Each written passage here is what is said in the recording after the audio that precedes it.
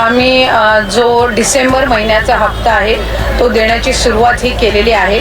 मधले हे 1-2 दिवस सुट्टीचे असल्यामुळे त्यावेळेला थोडी ती प्रोसिजर 1 दिवसासाठी आम्ही हॉल्ट घेतला होता।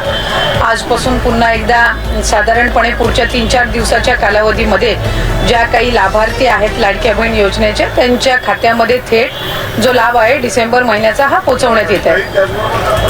लाडक्या बहिणीचा तुम्ही आता सुरुवात झाली तर दुसरीकडे शिक्षकांचे जे पगार आहेत यामुळे 2-4 दिवस किंवा उशिरा होण्याची शक्यता वर्तवली होती, कारण रात्री उशिरा हा पूर्ण जो पैसा आहे तो लाडक्या बहिणीसाठी वर्ग करण्यात आला आहे, अशी शक्यता आहे। त्यामुळे सगळे शिक्षक ही अतिशय चुकीची माहिती ही तुम्हाला मिळालेली आहे। नागपूरच्या अधिवेशनाच्या वेळेलाच जर आपण सगळ्यांनी माहिती घेतली असेल तर त्यावेळेलाच जो डिसेंबर महिन्याचा हप्त्याचा निधी आहे 1400 कोटीचा हा विभागाला प्राप्त झालेला आहे आणि याला साधारणपणे आता 10 ते 15 दिवस झालेले आहेत। त्याच्यामुळे दुसऱ्या कुठल्याही विभागाचा निधी हा महिला व बालविकास विभागाला लाडक्या बहीण योजनेला देण्यात आलेला नाहीये।